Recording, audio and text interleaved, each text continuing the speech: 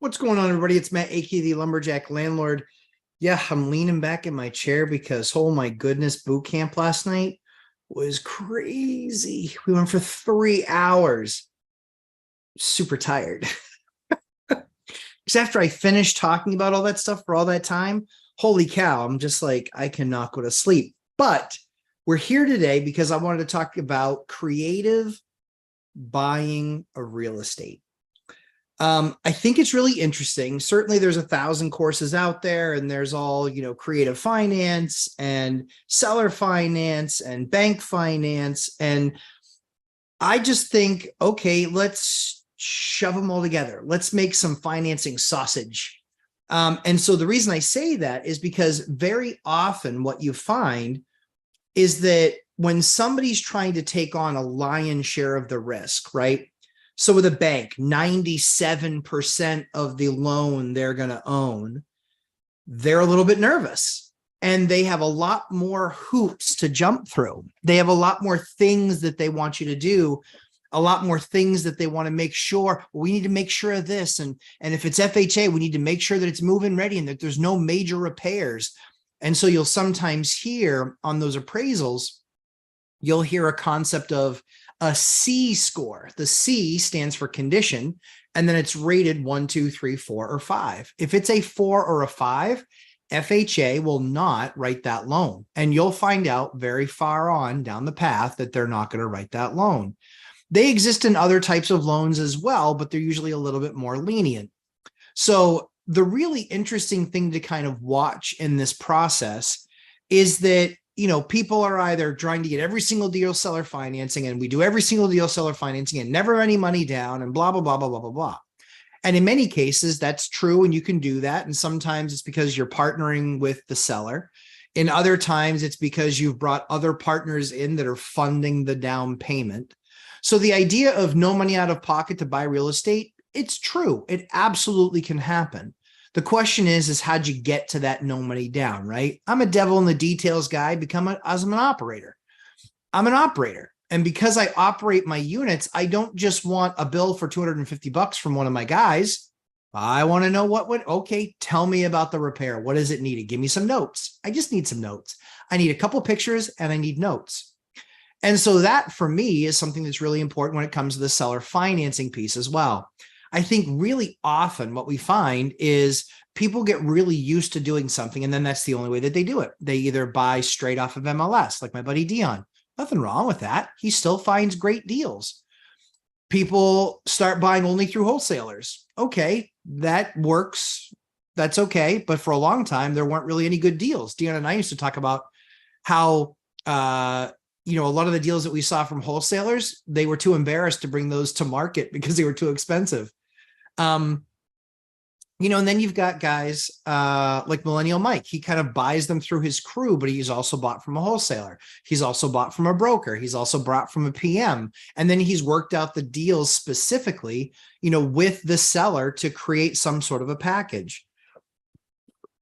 So I think all of that's really important. But I think what a lot of people miss is the idea of spread risk.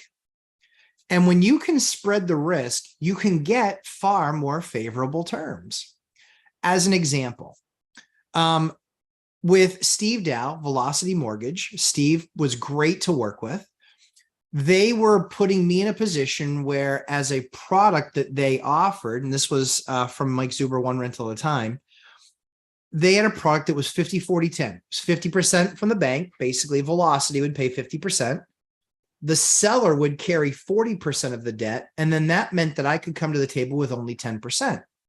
Now, how could I fund that 10%? I could fund it out of my own money. I could fund it. And I think on Velocity, I think most DSCRs, I don't think they care where you get it. I think technically you could actually pay for it with your credit card, technically, or take a cash advance on your credit card if you really wanted to be crazy. Not recommending that, obviously. But you can get that down payment from anywhere. So technically you could have the bank getting 50, them getting 40, or the seller carrying 40, and then you finding 10 somewhere else in the equation. Could be anywhere. Hard money, could be a personal loan, could be whatever. So you could technically be no money, no actual money that you had to save up out of pocket. Doable? Absolutely. Now, the challenge is with a DSCR loan is typically rates are higher. Why? Because they're not judging it based on anything other than your credit and the ability and the cash flowing asset itself. So not the appraised price, right? They're looking at the cash flowing asset is does it make enough money essentially? And it obviously just needs to appraise out. So what's really interesting is as we continue to look at these different elements and pieces, I went and I said, okay, I like that idea of that 50-40-10, but what will my bank do? Well, most banks, you can have the conversation with them and say, this is a product that exists somewhere else. Is this something that you guys will be willing to do? Now I've taught and I'll teach it. I teach it in my course, but one of the things that I talk about is who's the person that you want to get to in a bank? The person who actually owns that decision is not a CEO. It's not their treasurer. It's not their CFO. It's somebody called the senior lender. The senior lender is the person that actually, in almost every case, owns that decision because they know what the health of the bank is. They know what the rules of the bank are, and they're trying to properly assess risk to understand, hey, this is an asset that we want to participate in. But here's the interesting thing. That bank really cares most about being in first position. Because in almost every loan that they do, they're going to be in first position. The reason that that's important is because they're the ones that technically own the asset, and they're the ones that would foreclose on you. They're the ones that would take the asset back, etc. But think about it this way. If you go from an FHA loan, which they're originating that loan, they're not usually going to hold that paper. They're going to sell it to FHA. But if you were the one buying that property and they are saying, hey, we have to 97.5% or 96.5%, 3.5% down, even 95, even 90 on a conventional, something like that, right? What if you could call your bank and say, I want to take out a 50% mortgage? They get to be in the deal as the first lien holder, but only have 50% of the capital at risk. What does that do? That will get you a better rate. It will get you likely better terms. And so they get to have that first position in a loan, but not have all of the same value of risk based on being at 96.5 or 95 or 90. They get first position with only kicking in 50%. So what are they looking forward to? They're saying, hey, worst case scenario, this guy defaults and big deal. We own the asset for half price. You're going to get better terms. That's a fact. That's how it works. And they know that because they're in first position, the other loans are what are called subordinate. They come under their loan. So that seller who's doing the seller finance, they can't knock the guy in first place out. The only thing they can do is pay that guy off, but that's not going to likely happen. So it's really cool about these different dynamics in a combination of seller financing, bank financing, and, essentially buyer financing.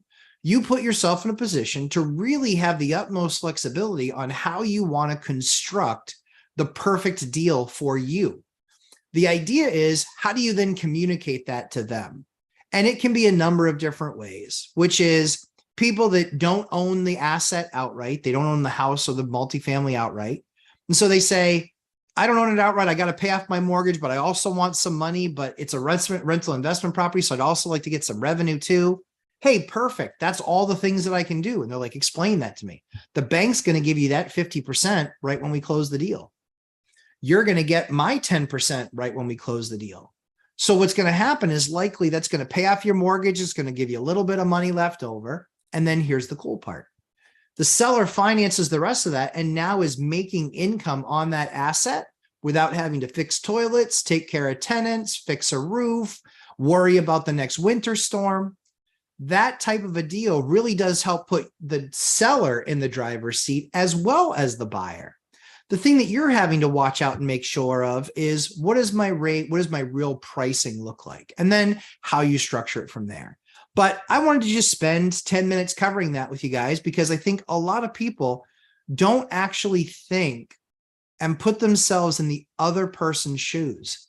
Why would somebody do that? So why would a bank, right? Let's answer the questions. Why would a bank try to do a deal like that where they're getting 50% of the loan? Why? Because it's no risk to them. It's no risk. They're in first position. If anything happens, they foreclose and they get an asset back that's worth far more than what they're not at risk of their capital that they put into the product or into the asset. They're not at risk of not getting that returned, and it's risk adjusted. The second step is the seller finance piece. What do they look at? I get to still get a paycheck every single month, and I don't have to be responsible for anything other than depositing that check, and in many cases, just letting it come into my account on the 3rd. I don't have to take tenant calls about anything. I don't have to talk to the city. I don't have to talk about zoning. I don't have to talk about a roof problem or plowing or landscaping. I don't have to deal with any of that stuff, right? So there's a second piece. And the third piece is your last 10 or 15%, depending on what the bank's bylaws might be, or what the DSCR loan vendors rates or requirements might be for down payment. And then you look at that and they say, the bank is going to do 7% on that loan. The seller says, hey, you know what? Yeah, because it's only a short term, or 7 years or 10 years, you know what? I'm willing to live on 5%. Well, the bank's at 7. Now you're at 5. You're basically at an adjusted, just over 7, or just over 6% rate, because there's a bigger balance that's the 7% and the smaller balance is on the 5%. And then when you average those, it would normally come to 6, but because of the difference, the 50 versus 40, it's a little over 6%. So now you are under market price, right? You're under market price for that asset based on the debt. And then lastly is, what do you get for debt on the other 10%? Hey, depends on where you get it from. You might get it from somebody that's giving you debt at 9%. You might have taken a personal loan out. You might borrow it from friends and family and say, hey, your bank, there's high interest bank accounts out there giving 5. I can give 7 or 8. But again, when it's all said and done, that's how you can do a very creative deal with all 3 people paying in and potentially $0 out of your pocket. So that's what I wanted to cover with you guys today. Talk to you about how that could help. And hopefully that does help you. As I always tell you, we try and create great content for you. So please make sure you click that like button and leave your comments below. With that said, we're going to jump into the live stream and answer some people's questions. Admittedly, yes, I'm fried. That boot camp kicked my ass last night. It was awesome. We went 3 hours. We talked about so many different things. It was a blast. So we'll start off. Anna Kay, I am here. Awesome. I like Anna Kay. She is a Lumberjack Landlord Bootcamp alumnus, and she's on a great real estate journey. Came out alive from major surgery. Well, I'm glad you did. I'm glad that went well. So I must be meant to continue my RE journey. Clearly. I love that. Dion, Meowdy. Hello. Good morning, sir. CCAD 99. And thank you, Matt. It was awesome. Awesome. Very good. I love that. Laura Samaniego. Good morning, everyone. Good morning, Laura. The Yoder. Good morning, Master Operator, the Lumberjack Landlord. Thank you, Yoder. I appreciate that. Most days I feel that way after 22 years. Some days I'm reminded that I'm not. Good morning, Wealth Building Journey. Good morning. Good morning, Chester. Landlord Odyssey. Good morning. Excellent boot camp last night. Full 3 hours. It was. And you asked a lot of good questions last night. So Redion's been very smart. He's actually been using the boot camp as he goes through his projects to ask questions. It's benefits. I don't stop that from happening. I want people learning. So he's in the boot camp for a second time. He's sharing his knowledge. He's sharing his experience. He's asking his questions about rehab. Other people are getting the benefits of those answers as well. So I love that. That's exactly how we want to be doing this. He's getting, also I'm getting ready to make a seller financing offer. So this will be great. Awesome. Yeah. Hopefully this helps. There's a lot of products out there and people are funny, right? When you realize that the bank is just people too, and that they have a business to run and that you can probably give them a good idea, one that they can sell to other investors that mitigates their risk. It's just like a casino from the perspective that a casino looks at a bunch of these different games. They try out different games. They see what the house edge is. And then they want that combination of a lot of action in the pits and that game being played a ton, but they also want the best odds possible. That's why you see all these different hybrid versions of blackjack. All these different hybrid versions of blackjack, all they're trying to do is tilt the scale in their favor. Obviously. Oh, sorry for the yawn. Yeah, right on. Last night, whew, that was a long boot camp. And then I was so amped up, I couldn't get to bed for like another 2 hours after that. So that's where, when we think about these types of programs with banks, it does make sense to propose ideas. It does make sense to propose options. Now, if you've been watching me for any amount of time, I tell you exactly the kind of banks that you're looking for with these types of loans. You are looking for sub-billion, $1 billion under management. You're looking for sub-billion-dollar banks. It means that they're going to be local community banks with anywhere from 2 to 6 or 7 locations. It means that they're sophisticated enough to understand the value of creating a product, but they're also sophisticated enough to know it's like the casino. They want to make sure that this asset, from a lending perspective, they want to make sure that that paper, if it's on their books, that it's sellable, but that it also gives a proper risk-adjusted return for them as an organization. Invest to Wealth, good morning, sir. Chris Wissing, sliding in a few minutes late as always. That's all right, Chris. I don't mind. Good to have you as always. Jordan Harmon, my contractor has failed inspection for my walkout basement staircase. He has lied about too many things to count on this job. Original timeline, 14 days. It has been 4 months. Should I report him to the Department of, I don't know what DOPL is. I don't know what DOPL is. Department of, let me know what that is and I'll answer. Sam Farho. Hi, Matt. Good morning. Ironwood Workman. Good to have you here. I'm sure Montana's beautiful this time of year. Anna K. A tenant requested me to install a Tesla charger. No. It's in an urban area, new single home. No.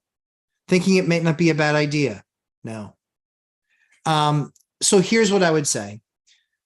It's a no for me in my area because there are not a ton of Teslas where I live.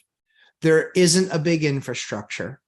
The perk to it, right, is it's a marketing perk. You're likely going to get somebody that needs a car that charges. So, okay, I'm listening. I've looked into how much they cost because I had a tenant that talked to me about it. I made a deal with the tenant. I said, I will give you a 2-year lease or a 3-year lease, and I will let you install it, but you have to pay for it. So they cost all in between parts, material, and labor. They cost about $2,000 to install, between $2,000 and $2,500. That's my area, the labor that we pay for electricians. But you're about $2,000 to $2,500.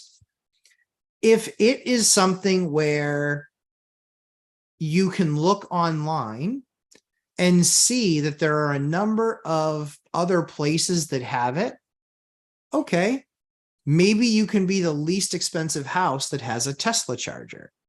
For me, the way that I look at it is Teslas aren't really big where I am. And so the people that have Teslas tend to go to the brand new buildings, but they're kind of built for the brand new buildings. And what I mean by built for the brand new buildings is they want brand new, spanky shiny in a brand new building, special parking, all this other stuff. In the Northeast where I am, a lot of the parking, I can count on one hand the number of garages I own. I don't own very many garages. That's a problem. Because am I going to leave it outside? Technically, you can. Technically, you can. How likely is it that the plow guy will hit the cord or hit the thing, hit the mounting on the wall? These are all risk factors for me. So I know with Anna being on the West Coast, it might make sense. So I think that you really have to evaluate that based on your own unit. And so I think that I think that when we look at adding features and functions like that, I think it's where the rent box comes in really handy, right? When I talk about how you're building your rent box, make another category that says, supercharger.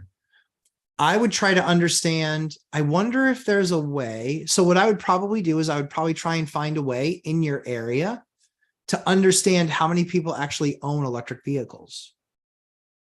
That's what I'd probably do.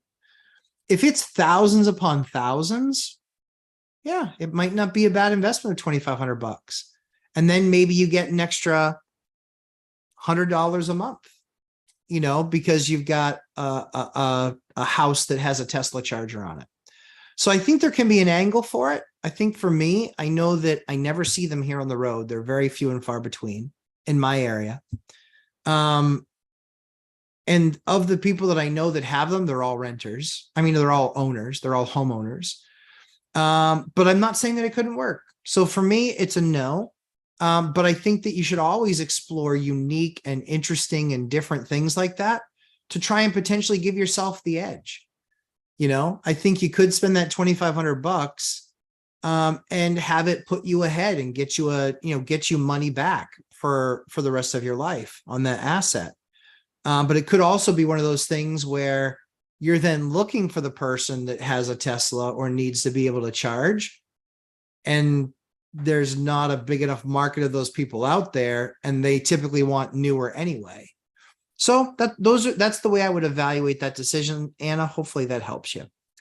Laura Semaniego, Matt, your thoughts on setting control 72 degrees on a unit that tenant pays the electric bill. Tenant keeps it 72 all day when out at work. It caused constant repairs calls. Yeah, I mean, I think that if they're paying for the system, they can set it at whatever they want. That's the issue. If you're paying for the system, you can set it. And then they make thermostats that you can lock in at 70 or 72 degrees. Yep. So that is possible. Sam Farho.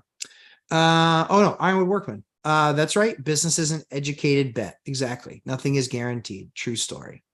You are in West Virginia right now on a farm. See, that's awesome. I love farms. We were just at a farm this morning. I like farms. My kids like farms too. Sam Farho, I walked what used to be an old church on block and beam foundation. Okay. With 2,500 square feet. It is a canvas that can be converted, and I was thinking about a triplex. How would you go about that? Oh, dear God. And what's my estimate of cost? How would I answer that, Sam? How could I possibly answer that? In my area, costs are about, when we do everything, costs can range between 50 and $100 a square foot. To rehab, to gut to studs, to add walls, they can be 50 to $100 a square foot. So you could be looking at, if it's 2,500 square feet, you could be looking at 125,000 to $250,000. And you could get a triplex if the city would approve it, but they might not. If it's going to need a variance, they likely aren't going to do it because you have to prove a hardship, and financial isn't a hardship. So yeah, there's too many variables. Now, what I have done is for people who have taken my course, I have done, consulting, 3-hour blocks of consulting where they've gotten an inspection, I've read the inspection report. We've discussed the inspection report. So we say, hey, they called out 70 things on here, and 14 you should probably take care of. And these 10 are not a big deal. And these 4 are a big deal. And these 4, this one's going to cost you $1,000. This is going to cost you 2. This should cost you 3 to 5. This is going to cost you 10. So we've done that. But short of getting that level of in-depth, it's impossible to say, because I don't know what contractors cost in your area. I don't know what materials you're going to use. I don't know if you're trying to build it to the quality that I build my stuff. So that's why it's got to be these big, huge, massive raises, unless somebody says, like I've had some folks do, hey, I want to bring you along for this journey, and I'll just pay for your time for the journey, because I want to see it through your eyes, how you would do it, and understand, and have you basically give me that process through. The key, though, is that you got to start with the course, because that makes sure we're talking the same language. There's 9+ hours of learning there that you guys got to do in order for us to be able to have kind of conversations moving forward. Laura Samaniego, continue. The tech has explained to the tenant that this is reducing the AC life expectancy in constant repair. I have been reading that the state allows it. Okay.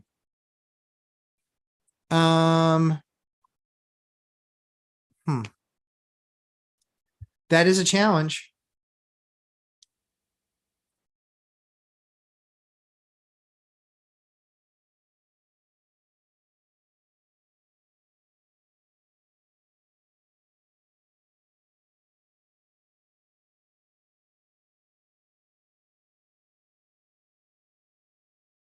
Sorry. We have workers in the field.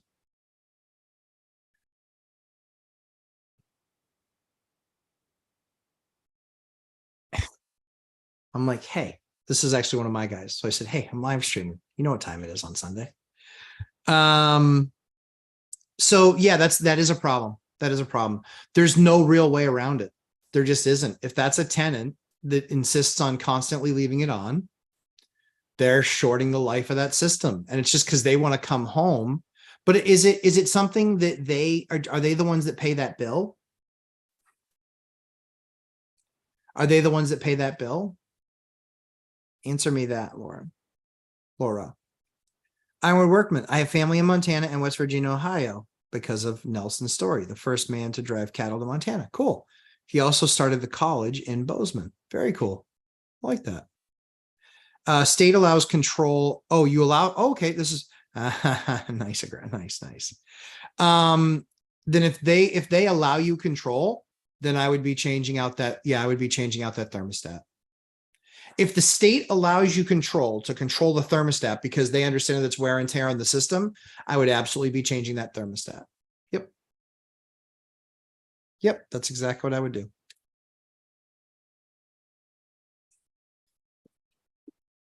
Yep. Yeah, because that tenant's not going to, you pay the repair, right? You pay the repair, but they pay the gas bill, I assume, gas or electric. Anna K, the rental is in Alabama near Huntsville and Nashville. There are a few EVs, but I hear increasing lately. I am having an electrician give me an estimate. I will keep my eyes on the EV population. Yep, that's the way I would do it. But you want to keep your eyes on the EV population, but you also want to keep your eyes on what places are offering that EV piece. Because if you can be the first one to the party, that can be pretty good. You know, the challenge that you might have, let's say in 3 to 5 years, where it's kind of commonplace, it's not an edge anymore. And then it's kind of like 50% of your renters. Let's say it gets to 50% of people driving EVs, or 40% or 50% in the next 5 years.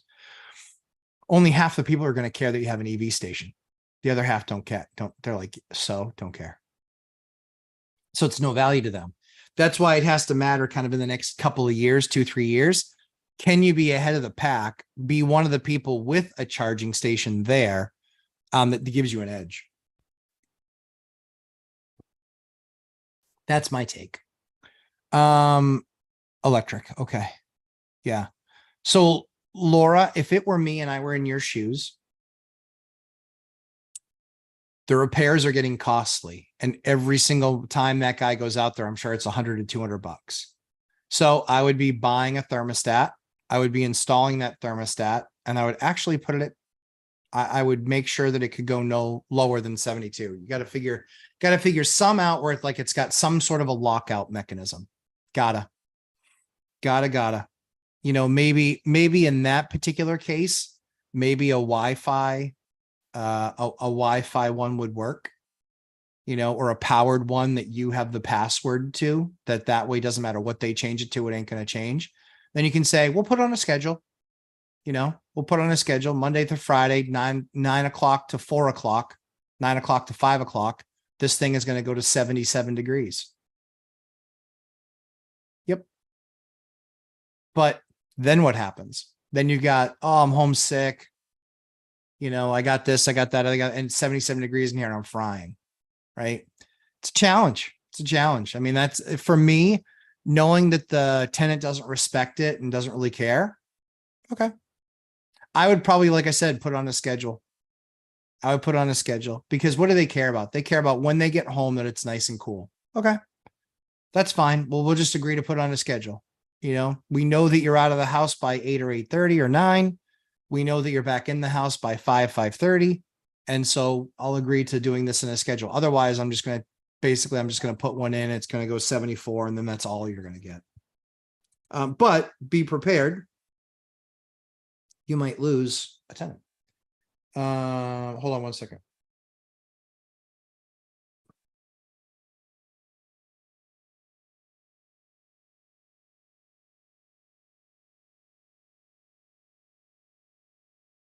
Cool. Howard, if you're watching, thank you very much for the kind email. I'm excited to have you in the class, and I think you're doing a great job, and you're going to continue to crush it, my man. I love it. So I think, we covered EVs. We covered, kind of what I would do there, what I wouldn't do there. I think you can kind of look at it and make that decision on your own. But yeah, I would do it based on what's available for these other places. I would also be looking at, those renters, and then just looking and trying to understand the number of EVs. DMV usually has something like that. I don't know if they do it only by state or if they do it by municipality. So I would look at that. But that's the type of research I would do right there, is to see if you're really driving anything. See if there's, pardon the pun, but see if Tesla or somebody like that is doing something there. Leela Kiros. Hi, Matt. What is your process for tracking 100 units to make sure everyone pays? Each has a sob story. Fired my PM. 7 units are a handful. Leela, that's what I teach in my course, but I'll give you kind of a heads up. So now that you've fired your PM, you can find a way to insource it. So one of the people in the class last night, I won't say who, but one of the people in the class last night basically, to in large part, said kind of the same thing, is, vacant units and not getting stuff taken care of, or placing not great tenants, or that sort of stuff, right? And other people think, well, I don't want to manage my properties, and so I'm not going to take the Lumberjack's course. Guys, you need it more. Why do you need it more? The reason that you need it more, and I said this on my Instagram a couple of days ago with everything I posted, the reason that you need it more is because it gives you a better understanding of how things are priced, so you can hold any PM accountable. The other thing that it does is it allows you to properly document your units the way that it should be documented. So when you go to hire a new PM, you can hand them a file. Guys, here's all the information. They will be blown away and astonished. They will look at it and go, oh my word, this is unbelievable. We've never seen anybody document it. I've literally gotten that feedback from people in the course that have then brought it to somebody, then they've brought it to then a property manager. And they're just like, we've never seen anything like this. Guys, if you document the way that I teach you to, you will know everything that you need to know about your units to manage them from any distance away. And then you can hire a PM if you so choose, but you can usually at that point get away with having just a decent local team where you can just make a couple phone calls. But you got to get into these areas physically physically to create these teams, to meet these people. And you should be in Facebook groups for that area, meeting other investors, creating other relationships. Do you want to take somebody's score on some third-party app as that's absolutely the way it is to work with them? I don't. I want to hear from another landlord. If I ever went into Gary, Indiana, I would call Millennial Mike before I ever even considered it.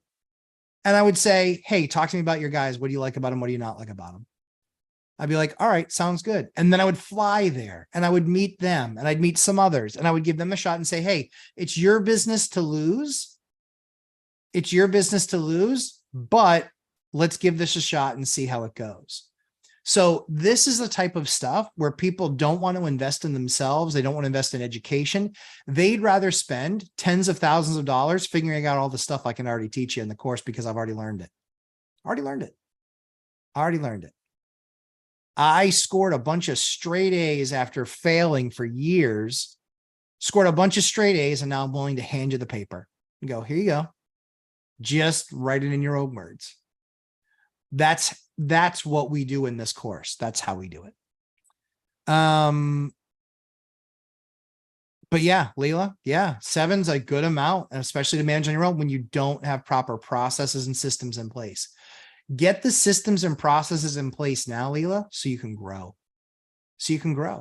How do you think you get to 137? By doing the next deal and then the next deal and then the next deal. But I stopped adding deals when I'd outgrown my processes. And then I changed them, morphed them, updated them. And then what did I do? I added more deals. And then I had to make a couple more tweaks. And then I added more deals. And then I added maybe 1 or 2 tweaks. And then I added more deals. And then I didn't add any, then I didn't have to do any tweaks. And I'm like, okay, we got our system, we got our process. This works. This is perfection. This is as good as we're going to get until we now just need more people in those processes. We need more people doing that work to get us across. Let's see. Invest to wealth. Tenants missed payment on the 1st. Late payment starts on the 5th. I have been trying to reach out to the tenant on the 6th through email and phone calls, no reply. I went by the property yesterday. I'm going to keep on reading your stuff. They're home, but won't open the door. My first eviction, should I wait for 10 days from the 6th or go ahead and start the eviction on Monday, the 11th? 6th. Well, it starts when you post. The posting in almost every state. I don't know that that's different anywhere else.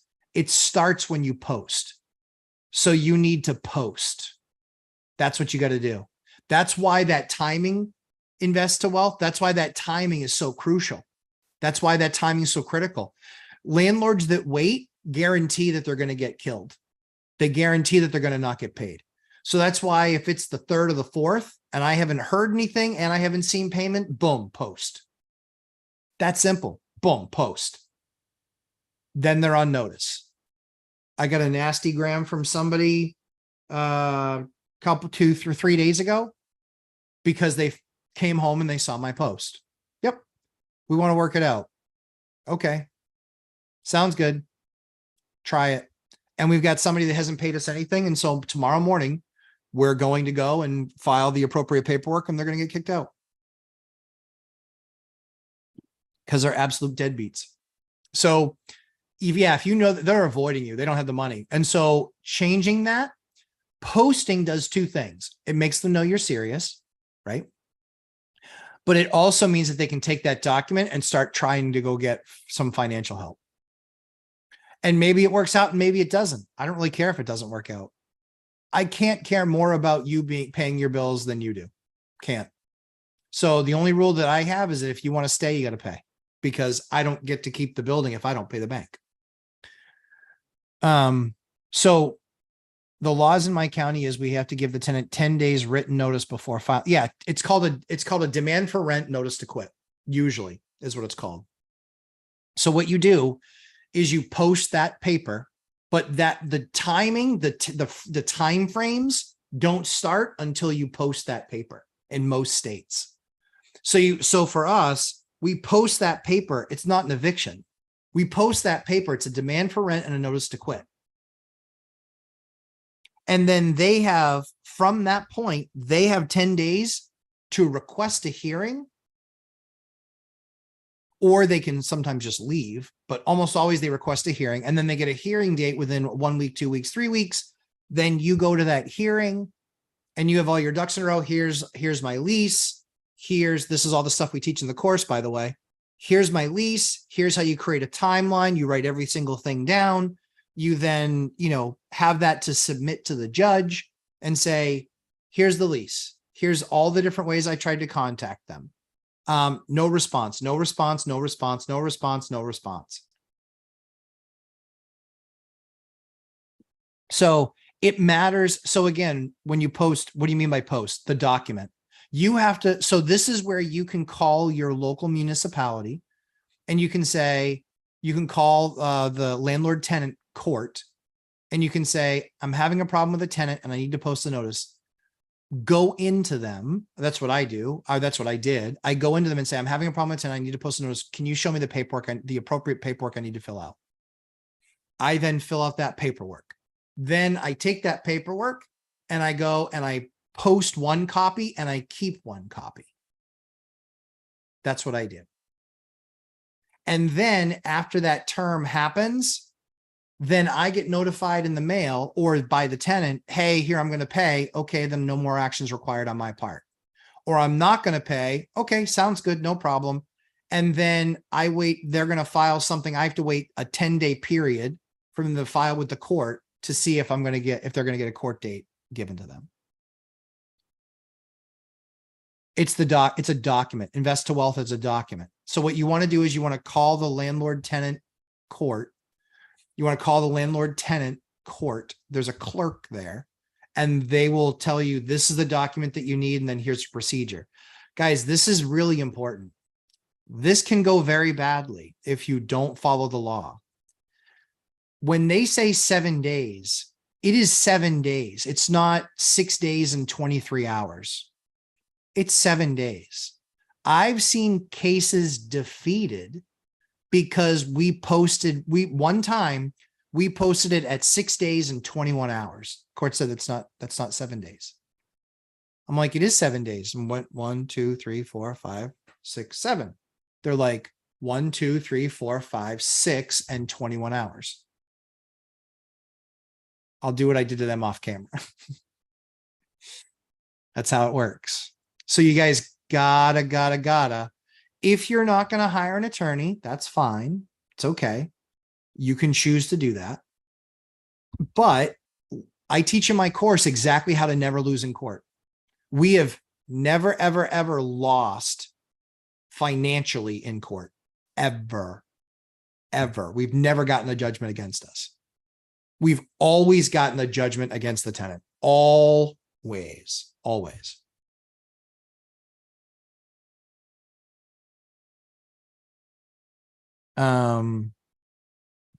see.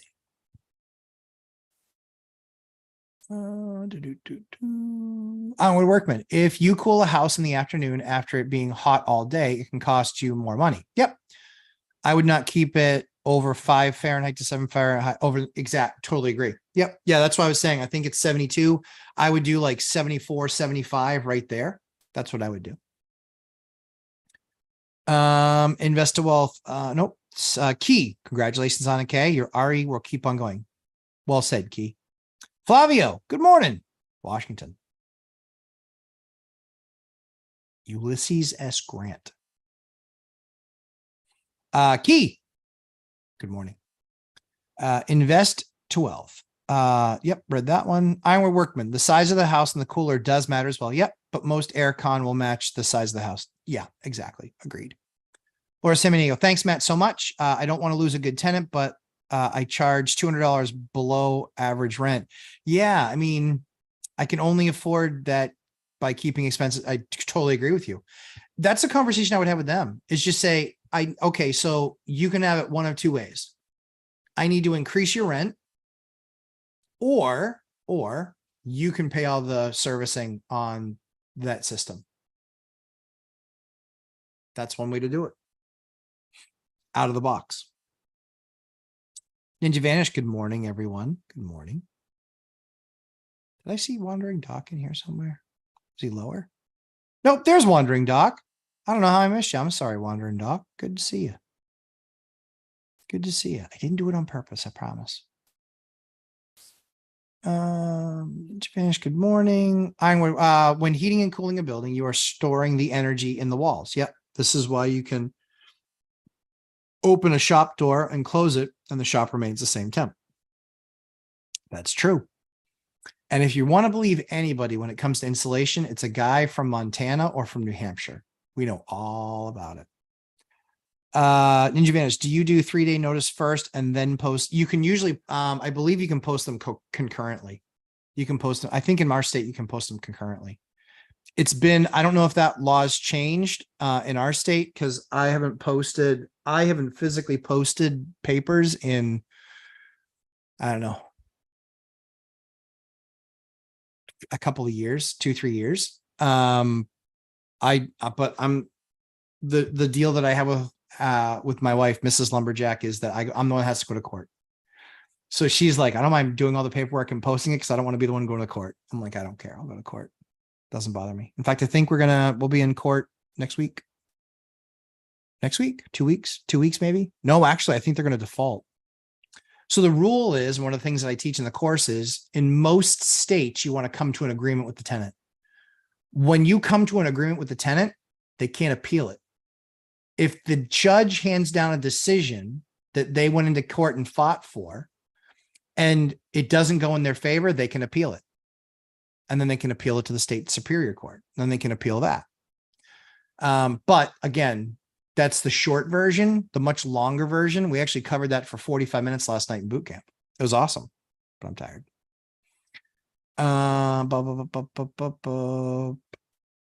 Yeah, so posting is the action of posting the paperwork at their domicile or at the residence. And so that's where you want to talk to your court clerk for your town, just to make sure that, and just say, hey, I want to make sure I get this right. So which documents, and then they haven't paid since the first, which documents, right? That's what you do. But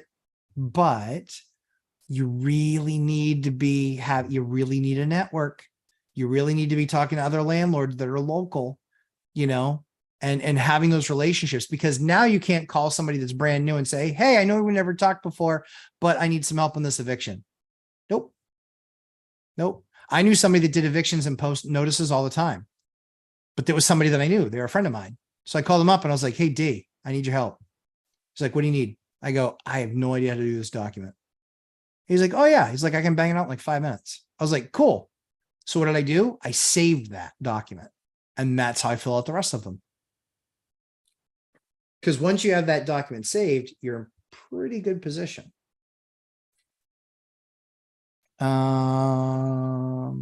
Oscar, good morning. Frank Contreras, you're back from war? Frank was in the Lumberjack Landlord boot camp last night. It was a blast hanging out with you, Frank. And I don't know if you're as tired as me, but yeah, like I look like a raccoon. I feel like I got punched in the face from both eyes. Oh, I'm so tired. It was crazy awesome though. It was a lot of fun. Oscar, good morning. Dion, how's the Vegas house hunt? So I still get my MLS emails. I'm still watching them. I don't look at them every day. I look at them like probably 3 times a week. But yeah, I still look at them. But not I'm still looking. Yep, still looking. Nothing's jumped off the page. CCAD99. CCAD. Okay. What do you prefer appliances? General, GE, Whirlpool, Samsung, etc., and feature level, low, medium, etc. Good question. Mostly focused on dishwasher, microwave, refrigerator, maybe stove, oven. So it's all in the course. I'll give you the short answer, only because I spend 40 minutes going through it in the course. GE, Whirlpool, and Maytag, so long as they are not rebranded I won't say the brands that I stay away from, but those three, they've all been quality for us, and we can get parts. We can get parts on a regular basis. The Yoder.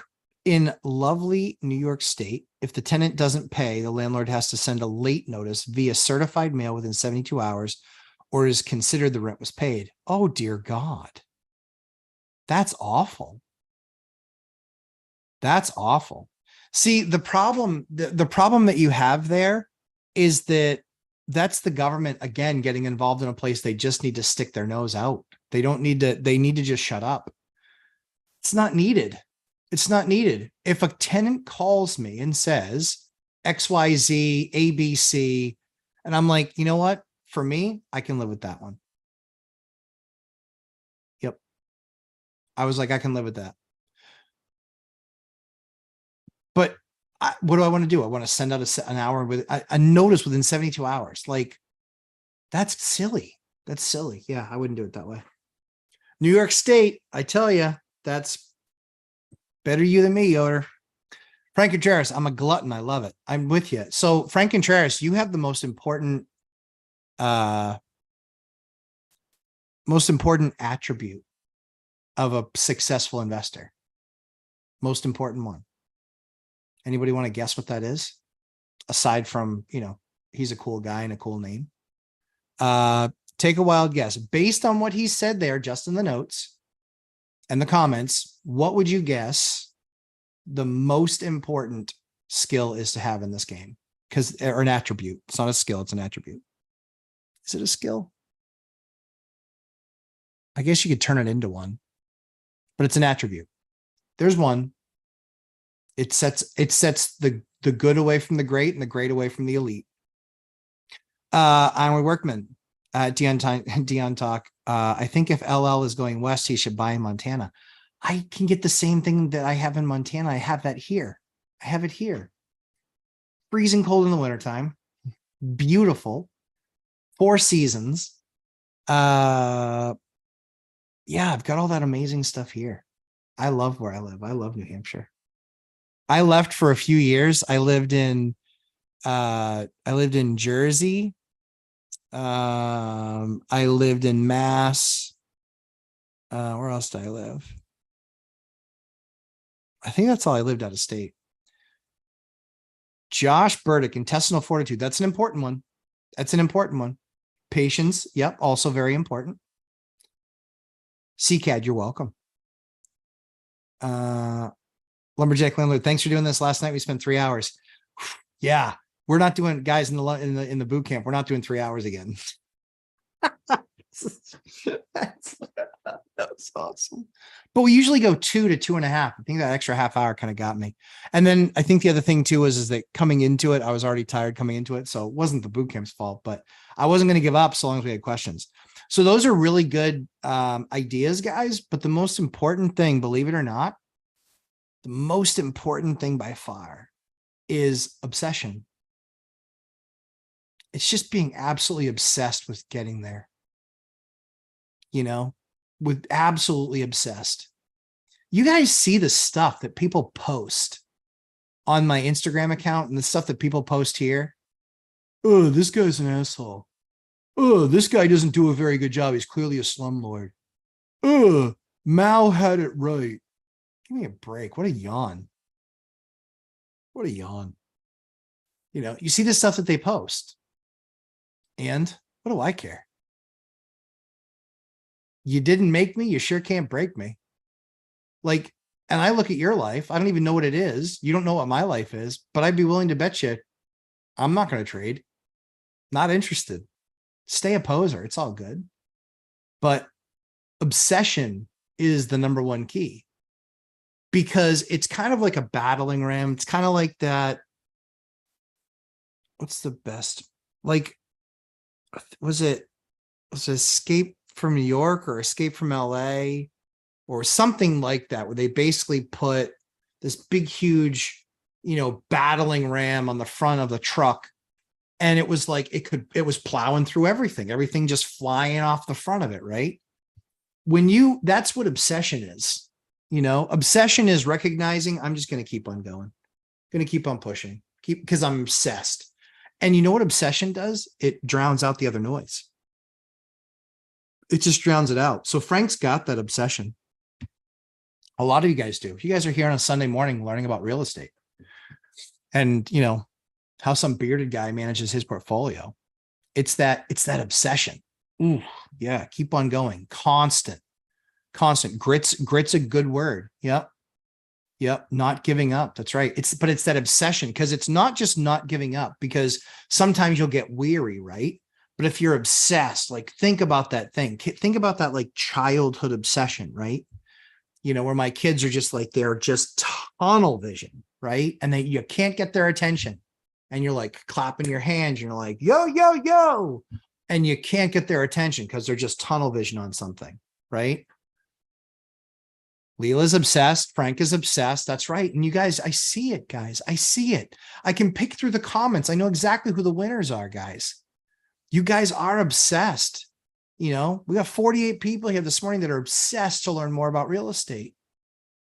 And clearly I'm not doing a very good job because only 16 people like what they hear. Kidding, of course. But guys, this is what I'm talking about. Be obsessed. It's what happens when you're obsessed with something, right? What happens when you're obsessed?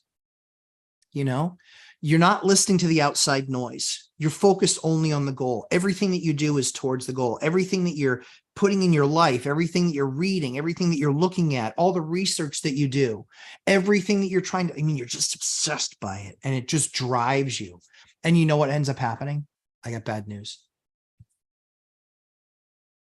When you start winning, you get more obsessed. And then it's like, now it's faster. Now it's faster, better pace, better deals, bigger deals, more margin, easier deals. Now I'm getting deals from more places. I'm getting them from wholesalers. I'm getting them from sellers. I'm getting them from agents off market. I'm getting them from friends, right?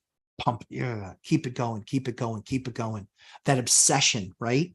That's why for me, I'm obsessed when I'm working on a deal. I love to learn. And I've got 2 awesome deals that I'm working on. In fact, I'm really excited. Next week, I'm going to be able to announce one of them to you. And I'm so excited to do the journey with you guys, because I got to be honest, a little bit freaked out. One of them's big. I'm a little bit freaked out. A little bit. Not a lot of it, a little bit. But I'm obsessed. I'm obsessed with that project. I think that project is going to kick ass. I can't wait to be finished that project and tell a bunch of people, I told you so. Like, why would you buy that for that? I'm obsessed. I see it. I got the vision. Now, could I be wrong? Sure, of course, possible, but not probable. So yeah, I'm so excited to share that with you guys. But when you have that obsession, right? So wealth building journey, good point. Obsession is the peak of the levels of interest. Yeah. Yep. Disinterested, indifferent, curious, interested, committed, invested, obsessed. Oh yeah. I want to get after it. Obsessed. Yes. Keep on going at it, chugging and moving the machine, learning the next thing, understanding the next concept, getting better at this, getting better at that. Right? Guys, I'm still obsessed. I'm still obsessed with deals that I do. Even the assets that you have, how do you think you get to optimized? Optimized means you're obsessing about that asset that I want to get the absolute most out of. Yeah. Oh, obsession. That's the big one. Yep. That's the big one. Really get obsessed about what you're doing, and you will get elite at it, because it's that obsession. Like, think about all the people in history that have done great things. Obsession. Even think about some of the people that have done bad things. They were obsessed. They were obsessed, They were obsessed. So anyway, Laura, thanks for the $5 super chat. I appreciate it, as always. Corby Carter, good to see you, my friend. Few minutes during lunch break, then back to drill. Serving our country. I appreciate you, Corby, as always. I appreciate you. Let's see. Ninja Vanish. I was going to say following up with everything. Yeah, attention to detail. Yep, all agreed. All on all those, actually. Anna K, to find a non-FHA qualifier, when does the seller know if it qualifies for FHA for the house is on a borderline? Because I want to buy as long as it is only a bit less than cosmetic, but no more. So that's the problem. That's what blows up deals, is that the FHA So the appraiser, right? This is where appraisers muddle the line, but it's because they were asked to by the FHA. When they start making condition remarks in the report, that's their job as the appraiser, but that's when it's going to die. When does the appraiser do that? You get that report a week before closing, maybe. Then guess what happens? No financing. That's how financing falls apart on FHA deals. I had it happen on mine. I had it happen on a deal I was doing. I was still able to go FHA on a property. So I did. And it bit me. 7 days before we were supposed to close, hey, they're not going to write this deal. The condition's too bad. I was like, it's not that bad. I know it's not that bad. They're wrong. The appraiser wrote it up that way. The appraiser's an idiot. The appraiser doesn't know what they're looking at. Cracks in 120-year-old plaster do not denote a massive problem. Tell me where the crack was. Tell me how big it was. What did it look like? Was it going like this across a wall? That's a bigger problem. Was it a crack in the ceiling? Yes. Was there also a little brown spot on it? Yes. Okay. So you had a leak. It's now fine. It's dry. Appraisers shouldn't be doing that stuff because they don't know what they're looking at. They have no clue. They're not in construction. They've not torn apart a wall. They have no clue. They have no clue what lathe board plaster looks like. They have no clue that over a decade or dozens of decades that the lathe board and the plaster can actually separate where the plaster then falls out of the lathe board. They don't know. They have no clue, but they're being asked to ascertain that that's going to be a problem. They can't, but they do. And that blew up my deal. I went back, I got a $10,000 discount and I paid cash. And then I refinanced the property after I did that work. And you know what that work cost? Not even joking. To make it a non-C4 property cost me less than $1,000. They killed my deal over $1,000. Okay. Okay. So yeah, you won't know if it's FHA, you won't know that. On the conventional, they're less apt to report condition. In my experience. Let's see. Iron Workman, thank you so much for sharing your knowledge. I agree. Iron Workman, I am not obsessed anymore. At this point, it is a lifelong journey, just part of my life. I still love it. Absolutely. When you're in growth mode, you're obsessed, right?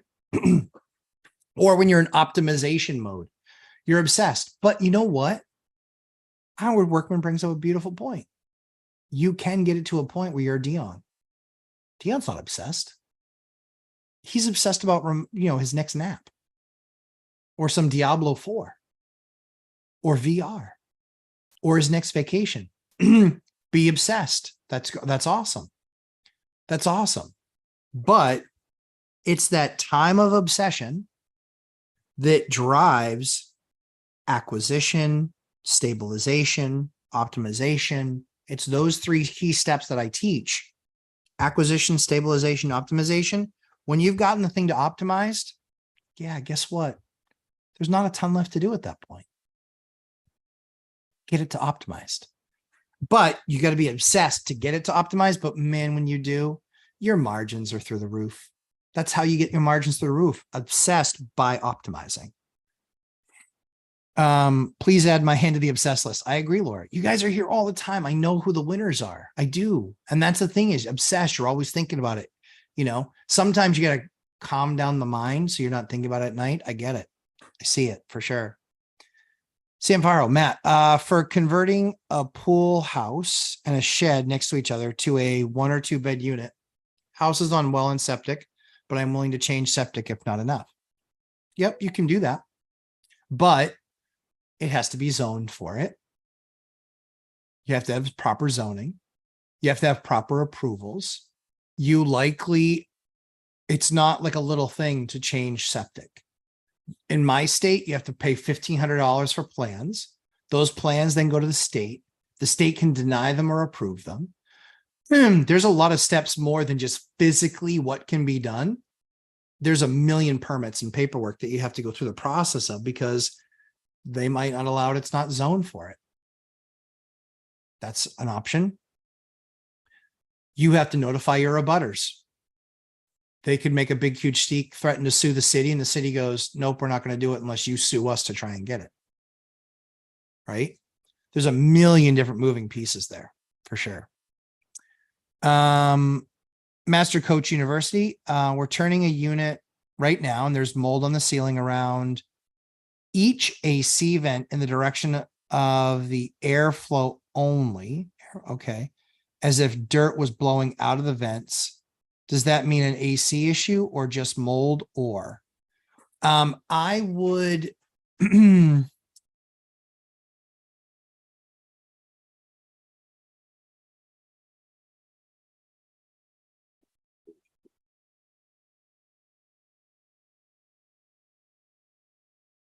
I would probably talk to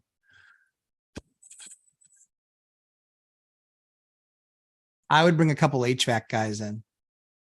That's what I would probably do. I'd probably bring a couple HVAC guys in and just say, hey, what are we seeing here? Are we seeing that this is happening because there's too much condensation, appearing on the ceiling or on the around the vents? Is there too much condensation there? They can also take a look at the inside of your ductwork. You might have mold inside your ductwork. You might. But I would bring in an HVAC guy for an inspection. And then just have him look at it. Yep. I mean, it could be a number of things. It could be the way that the system could be improperly air balanced. And so it's blowing way too much air into an area that's got moisture, and it's turning it into mold. Certainly is an option, but I would bring an HVAC guy in. That's what I would do. How long has the person been there?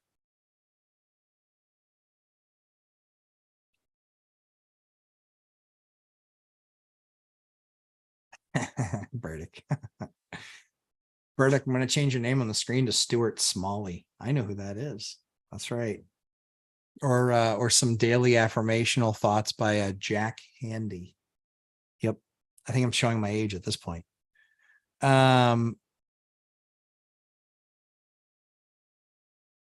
see. Sam Far, Matt. Oh no, I already did that one. Anna K. Okay, follow up is everything to catch a fall apart deal. Yes, absolutely. SK, morning, Matt. Just bought a property. Congratulations. With a wrap mortgage. Very cool. Where I pay seller and seller pays lender. Yep. Is that the right setup? Can be. Any risk of triggering due on sale clause at seller's lender? Yes, of course. It's in the contract, so they can do it. So there is a risk of triggering. Yep. I have leftover InvestWealth. I have leftovers oil-based stain blocker Zinsser I'm planning to use. Can I use non-oil based paint on top of it?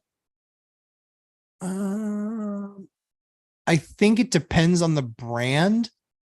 Yes, I believe so. But what I would be doing is I would asking a Sherwin-Williams or a Benjamin Moore, a paint company, and present to them the problem and say, hey, this is what I have.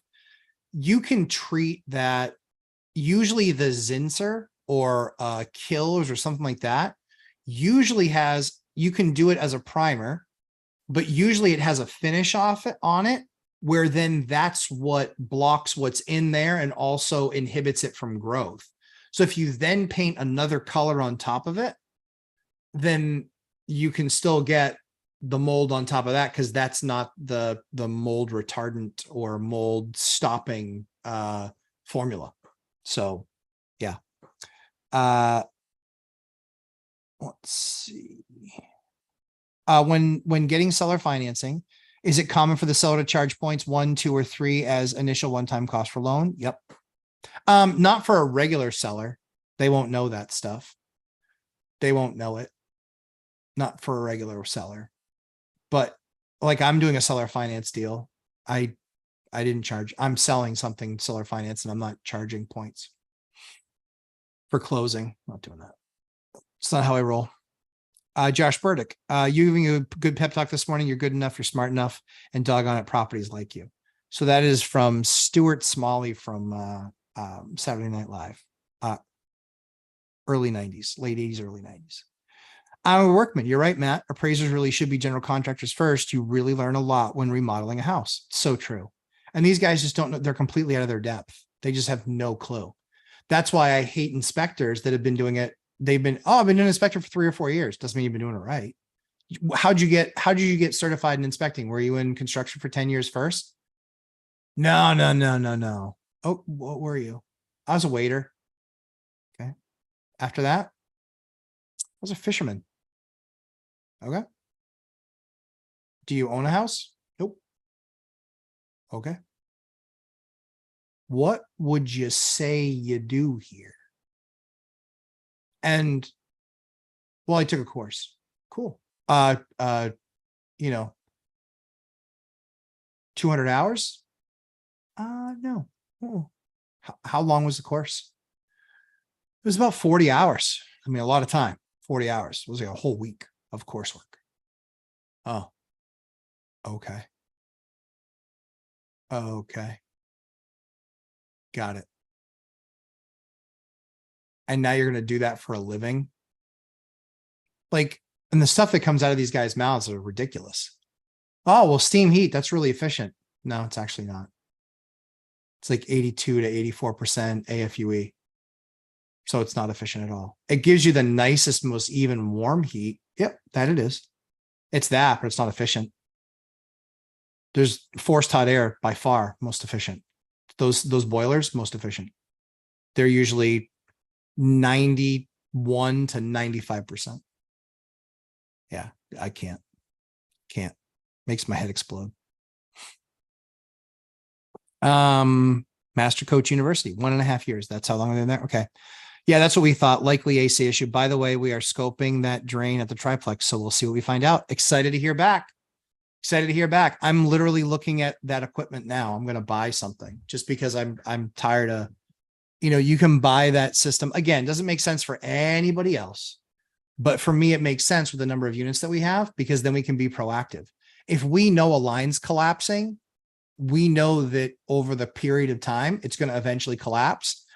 And if we know it's already on its way and we know it's already in rough shape, then we're better off digging it up now when we can say, okay, springtime, we're digging that thing up, as opposed to, it happens in the winter, and then you have to do heat blankets and thawing it and torching the ground and all this other horrible, nasty stuff that you never want to have to do. So that's good. Good luck. Ironwood workman, or maybe even a lumberjack that is obsessed. It's true. Yep. Yeah. I mean, admittedly, I was obsessed with creating processes and systems that made it easier for me to manage my entire portfolio. Totally get it. That's exactly what I did. Yeah. Sam Farho, how much can you offer less if you see a property that, say, motivated seller? It can be anything. It can be anything. There's no book hard and fast. This is how you should, talk to a motivated seller. There's a general, so I've taught enterprise sales. One of the, I guess, tricks of the trade in general negotiation is don't name your price. Ask them.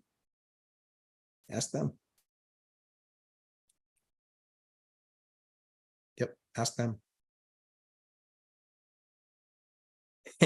Roman, well done. I know. Can you believe that guy turns into what was he, a congressman? Oh, and he was such a tool bag as a congressman.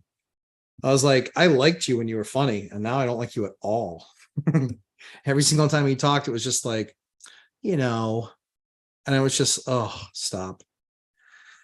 Yeah, Sam, there's no hard and fast rule. When I'm negotiating a deal with a seller and I know that they're motivated, just say, They already gave you a price, right? That's their list price, but then they say motivated. What a perfect fit for the reverse offer strategy that I have. The reverse offer strategy. Hey, so I see, wanted to make sure that we got the absolute most out of this for you. So what are the things that are most important to you guys? Well, we want to close fast. We want to close slow. We want to close in 30 days. We want to close in 90 days. We are worried that we're going to have too much stuff to get out of the house. There's repairs that we don't really want to have to do. There's this, there's that, there's the other, right? That's where you start to have the dialogue. You can say, well, then you have to assess the value of those things. You can say, yeah, you know, I mean, I can put you in a position where I'll bring you a couple dumpsters. You guys can fill up those dumpsters. I'll pay for them. And then anything that you leave behind in the house, yep, I'll take care of that as well. You know, I can close in 90 days, or I can close in 30 days because I want to get this underway, and then I'll do a lease back for you. You know, all sorts of different ways to get to it. And that's where there's no hard and fast rule. This is exactly how you do it. That's what is the difference between elite and still learning. And you can get to elite, obviously, but the elite guy or girl knows exactly what to do in that situation. They say, hey, this is what I can kind of manage. CCAD99, thanks for, I appreciate being your very first super chat. That's very nice of you. Thanks for the appliances free bet. Time for espresso. And see, I know how to call it espresso, not espresso. So enjoy your espresso. Hyder, what's up, buddy? Good to have you here. Hyder's had some connection issues. That's okay. I'm glad he's here. What is the actual process to cover a pool and cost? Again, ranges. It could be $300. It could be $5,000. Do they already have a cover? Do you have to make a cover? How good of a cover do you need? Do you have to fence it around it? Variables. These are all things that you can go and find out when you're looking at it. But yeah, like my pool, I have a pool cover. The pool cover is a spring-loaded, stretchy, uber-duber canvas cover. Okay, the cover's $5,000. To have it serviced every year, where they basically take it out, they take it off, they roll it up, and they clean everything, and they get all the pumps going, and they do all the chemical stuff for the pool, and blah, blah, blah, blah. That costs about $450 in the spring, and it costs another $450 in the summertime, at the end of the summertime. So it's about $1,000 on that. That's just that piece of it. Hopefully that's helpful to you, Sam. Josh Burdick, seems like FHA inspection always has to find something. They always do. VA is worse, though. VA is worse. Yep, VA is worse. VA is a worse inspection. I'm willing to tolerate more from a VA inspector, though, but the issue is the VA deal better be paying more. Like if I'm looking at the, you know, the axis of pain, you know, VA loans are way up here in the pain side, way up here in the pain side, you know. But for me, you know, I want, if we get an offer from a veteran, I usually take that one, even though it might not be best. Yeah, that's just me though. Landlord Odyssey, what is a leaseback? So a leaseback is when you buy a house and you want to close because of rate, because of timing, because of whatever. And so in the reverse offer strategy, we have a conversation with the customer. Customer says, yeah, but you know, it's going to take me at least 3 or 4 months to get everything cleaned out. Okay, why the hell did you list it? Right? That's the first thing I'm thinking. But the next thing I'm thinking is, okay, sounds fair. So what I'll do is I want to close in 60 days because that's as long as I've got rate lock. Okay, I can get rate lock out of my bank for 60. So long as I can get that rate lock for 60 days, I want to close in those 60 days, and then I will do a lease, and I will lease you back that property. Done it. That's when somebody lives in the property and they want to do a lease back because they're an owner occ themselves. So you can do a lease back to them. And I've done lease backs at $1, and I've done lease backs at $1,500. Or I've done a lease back for another 60 days for $0. Sure. You can stay there for 60 days. And I know, but it was a part of again, my offer was $40,000 less than someone else. And I had to give up $4,000 in concessions between lease back and dumpsters and that, and, having to make a mortgage payment without them paying me rent. But it was only like $4,000 or $5,000 I made in concessions. I was just far more creative than the jackwagon who walked in the door just going, I'll pay you 50 grand more. I'll pay you 40 grand more. No, you lost. I'm better than you. You lost. And why'd you lose? Because of how you tried to approach the deal. I took all of the risk, the concern, the responsibility, took off all of that off their shoulders. Yep.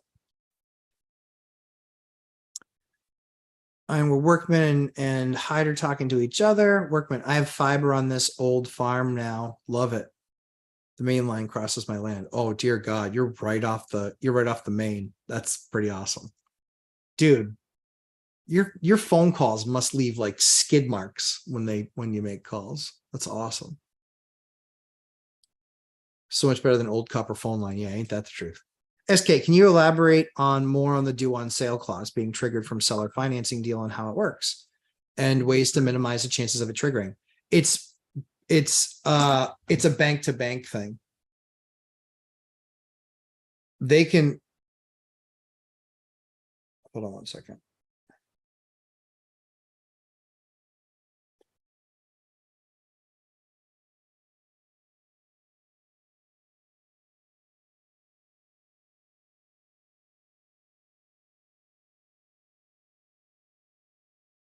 Agent in the field.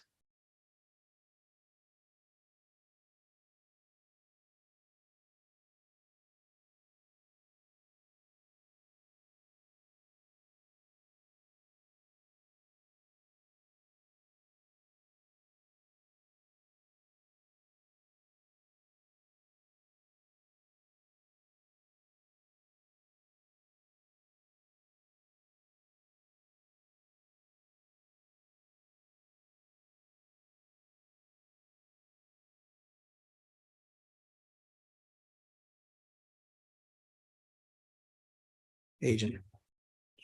She forgot the unit number. There's not much you have to remember. Dear God.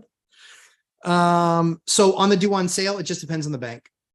They can make a due on sale if they find out that the deal is basically done sub 2. They can call the due on sale clause. You can buy due on sale clause. Tons of videos on resolving. Yep, there you go. Duchess, exactly right. Pace has a ton of them on how to resolve it, but it never happens, right? He says it never happens. Of course it happens. If it never happened, why would they offer insurance that you can purchase for a due on sale clause that then gets activated? Listen, there are tons of guys out there that make a ton of money doing sub 2. I love Pace. Wicked smart, love the strategy. I don't think it's some people's like, it's predatory. No, it's not. Ask the person that he's bailing out of the bad situation if they felt preyed upon. No, they're like, no, this was a guy who put a deal together and all I had to do was sign and I could walk away and I had peace of mind. Guys, that's what it's at. That's where it's at. That's not predatory. I mean, to call that predatory is absurd. Sam Firehouse, still working on my language. All good. I meant the house has a pool and I don't want it. I gotcha. So how do I take the pool away or fill it? What is the right word? No. You're good. You're good. My bad. Cover a pool. Yeah. So I was thinking actual pool cover. Good. Nope. You're good. My bad. Filling it in, I would just talk to a couple excavation companies. That's literally what I would do. Yep. I would call a couple of companies that are, do excavation or earth work or whatever. And I would just call them and say, hey, these are the dimensions of my pool. How much is it to fill in? Usually what you'll find is a lot of those places can fill them in within a day, but you get to charge the day rate because they have to bring their equipment. They have to drive it there. They're going to, make a mess. Depending on where you are is the issue. Depending on where you are is the issue. So around where I am, a day rate, a day rate for for an excavator, a good size excavator on a trailer and a dump truck and that sort of stuff. A day rate for that stuff is about $3,000. Yep. Now, could you find somebody to do it cheaper? Yeah, you probably could, especially depending on where you are. If where you are is more rural, then yeah, there's probably 30 30 excavators within 20 minutes of your house if it's rural. And then you just make sure that they have insurance, get proof of insurance, and then just have a quote that says, we'll do this and fill in pool and pack down and boom, then you're, work it out that way. Pace says it happens 1 out of 1,000 times. So if it does, then why does he have, I'm not disagreeing. It's not what he said. I agree with you, Roman. That is what he says. But if it is, then why do people have insurance for due on sale clauses?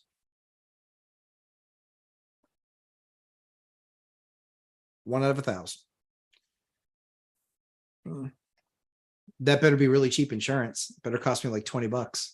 Yeah, if it cost me $20, of course I'd have that insurance. But if it cost me a few $100 and it only happens 1 out of 1,000 times,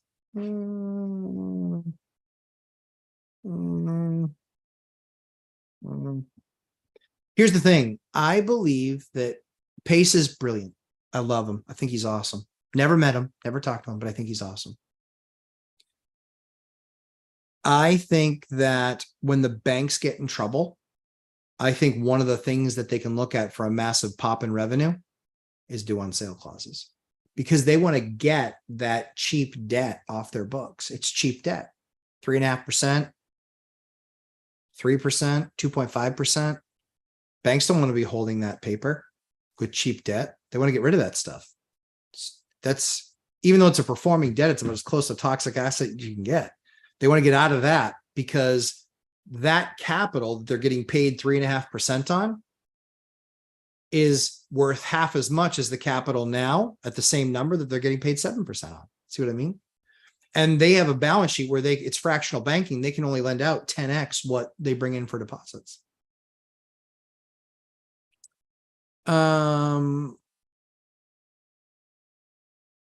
Yeah, Josh, you're exactly right. I think Pace is amazing, but banks are going to get theirs if they can. I really do. I agree.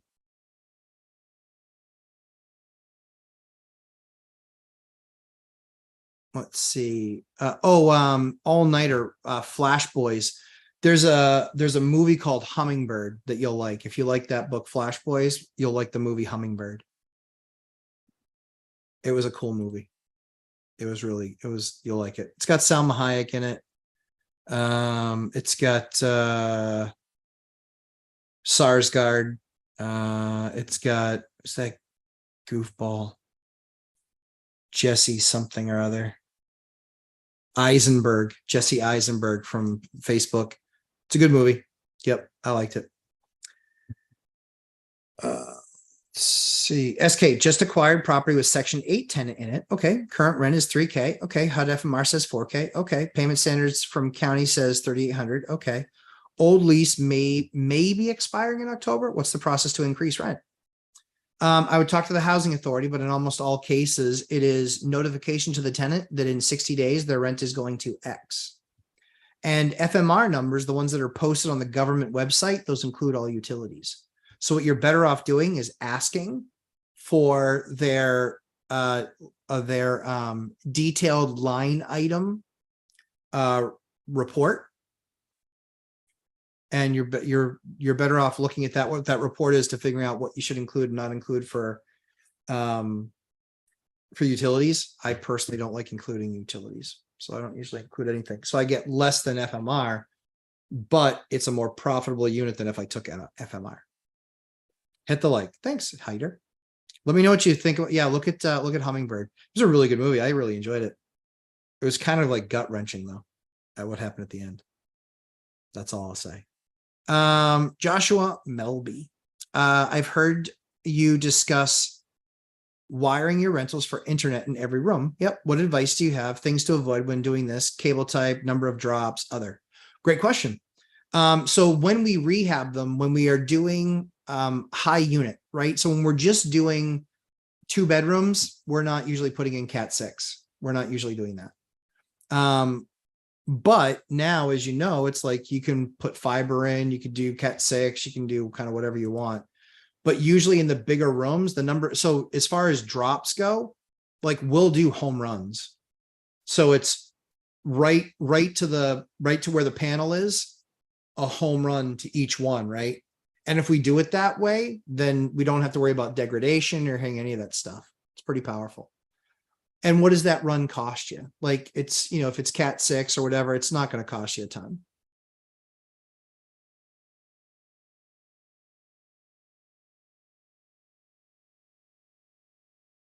So Ironwood, so when you do like, so when we do student rentals, you want the ability for the kids that are gamers, they want to be hardwired in.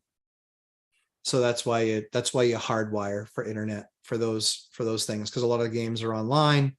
And if you can, you know, if you give them the RJ45 where you can hardwire it, and then you're into you're into a switch, you're just, it's going to be a better experience for them. And again, this is a comparative thing. How am I compared to everybody else? I'm better. The option for them is better. MJ, hey there, Lumberjack. Just purchased the course in boot camp a few days. Love it. I'm still currently doing the work. I love it. You are a super guru. Oh, I really appreciate that. I feel you're very underrated. It's so much value with your expertise. MJ, I really appreciate that. Thanks for all the nice things you say. You know, it was really funny because my goal for my channel was very, very different. It was just, I just wanted to be amongst other people that were trying to accomplish the same thing I did. So if I got to 1 million subs, awesome. If I got to 100,000, awesome. If I got to 50, awesome. If I got to 5, awesome. Whatever. I just wanted to be a part of a community and help create a community that everybody talks about buying of deals, but no one talks about the bullshit on a daily basis of what it's like to manage these portfolios. It's unsexy, it's gross, the horrible things that you have to do. But if I can take you from a 6 or 7% landlord to making 18 or 15 or 21, but I can help demystify and bring away the smoke and the mirrors to make you a better landlord so you can curate a better experience for your tenants, then that's a win. That's what we want to do here. And then, as you can imagine, that's why I do this for free. And then that's why I have a paid for course, is because for people that want to get to that next level and get to elite, that's really concentrated, right? It's 9-10 hours of work, you know, and I've had one person that's actually taken the course 4 times, because we don't limit the number of times you can take it. We want you to take it more. We give you access to it for a year. So that's kind of the whole point. MJ, thank you for the super chat. I appreciate that. Is the course going? So give me some feedback on the course. Is it going well? Do you understand it? Is it helpful? That's what I'm concerned about. I've never done a course before. So my concern was putting out all my knowledge in a organized way that would be helpful to you. So feedback is always welcome. I'm not a great teacher, so I try to give you try and teach from experience, and just share those things with you. And then you realize that even though English is my first language, it's almost like it's not. Joshua Melby, what credit card do you like to use for your rental business? Looking to open one and keep spending separate from personal. Joshua, that's great. I use Ink. I use the custom Ink card. That's a great question. I actually just, you know what, Joshua, your question is very timely. I probably shouldn't show that on camera. Sorry. I just opened my Ink account. Yep. Actually, can you tell on the front of those cards? Yeah. I don't know if you can, so I'm not going to show it. I don't think you can. The numbers aren't on the front. But yeah, I used Ink. I used the pay for Ink one too. I think it was like $200, but it gives you more mileage. It gives you a multiplier. It's like the couple $100 I don't care about, because you can expect it's a couple $100 too. But it also gets you, for me, the reason I went with Chase Ink is because in hopes that one day, no time soon, I don't think, And my hopes are that in one day I can get to the Palladium card. The Palladium card, you need 8 figures of net worth to get to the Palladium card. But once you get there to the Palladium card, the perks are ridiculous. Like they'll give you unlimited 30-year debt on mortgages. Unlimited. You can have 100 houses. They'll give you 30-year debt on it. SK, how many seller financing deals have you done over the years? I don't know. Half a dozen. How many of them involved having seller's mortgage on it? Almost all of them. Almost all of them. But I did them differently. I didn't do them. I did them with a bank as a primary. I did them with a bank as a primary. Yep. So I did what I talked about in the beginning of the video, 50-40-10s, 50-35-15s. I did mixes. I didn't do any with the only ones that I've done that were all seller financing were ones that I sold, was because I wanted I wanted the income and not having to do anything. And it was an asset that I didn't want, but I also was an asset that I didn't want to sell, because if I sold it outright, I'd either have to 1031 and go buy another property that I didn't at the time. I was like, I don't really want any of those.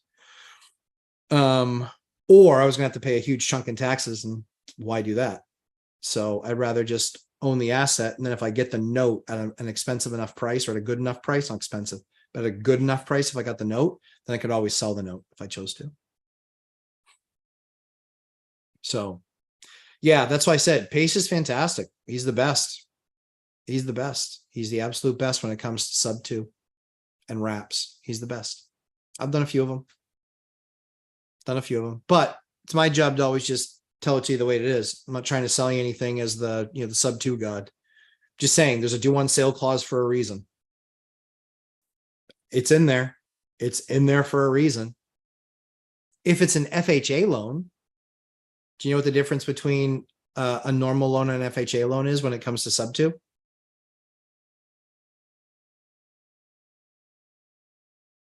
FHA loans are assumable. Yep. See, aren't you glad you stayed till the end? They're assumable. You still have to be deemed worthy by FHA, but you can still assume it. So then it's not like a sub 2 where it's no credit, no credentials, no cash. But it can be. So it's just credit, and I think credential too, and maybe not credential. I think it's credit and and income. I think. MJ, so if I have a 2-unit FHA, yep, I want to refinance to conventional. I have a lender that can get rid of my PMI with only 10% equity, okay, and give me a 0.5% of whatever current rate is. 0.5% off whatever current rate is. Okay. Having a duplex, I still can do the 4-3-2-1 process after refinancing my current FHA to conventional. Yes, you can. Yep. The reason I do 4-3-2-1 is because it's FHA. The rules have gotten more relaxed in recent years with getting an underwriter that allows you to do the conventional and move up and down. However, when economies get tight, when I was investing in 7, 8, 9, 10, 11, guess what? Underwriters weren't letting stuff like that pass. It was like an unwritten rule. They're just like, no, we're not going to approve that. They're like, why? Because you're using this as an investment. Prove it. You prove it. No, you. So that's where I want to give ideas that allow people to really best leverage and have the lower side of risk. If we talk about stuff that's higher side of risk, I just want to make sure we're talking higher side of risk. SK, high side of risk that your deal is going to do on clause is going to get called? No, not high side at all. Is it a 1/10 of 1%? Maybe. I don't follow those numbers. I just feel like we're going into a different economy, and that banks are going to want those assets back because they're going to want they don't want the asset back. They want the debt dead. So then they'll put you through the requalification process and they'll say, hey, you're going to have to go refinance that somewhere else, whatever, something like that, right? They don't want that cheap paper. They want expensive paper. MJ, I kind of like that. But yeah, you can do that when you get into a conventional, then you use your FHA to purchase the next one. But then it's available to you again. That's the key. So that's exactly right, MJ. Man, well done, MJ. Good for you. Good for you. That's really good. That's really good. Yeah. And if you're recent in purchasing that duplex and you're not giving up a bunch of rate, like, and the numbers still make sense, good for you. Good for you. HOA, all the advice is sound, but just don't cross the line when making offers. I've seen people make ridiculous offers getting a bad rep. Yeah, I think so, but HOA pres, I mean, so I like to understand where somebody's coming from when they're giving, when they're sharing their story. So I bought over 100 buildings. So I got some good street cred. I close on 95% of the deals I write on. Pretty good street cred. People know that when they see me and I write an offer, I'm going to get done what I need to get done to get it closed. I can't control everything, but I've had 5 deals, out of over 100 fall apart. So you can make ridiculous offers, but if you don't close, if you become that guy that doesn't close or that person that doesn't close, yeah, you're going to get a rep. And then when the agents start to get to know you, there was this one guy in my area, and he would always write these ridiculous offers. He constantly was the guy who put every single unit under contract. He got that one. He got that one. He got that one. He got that one.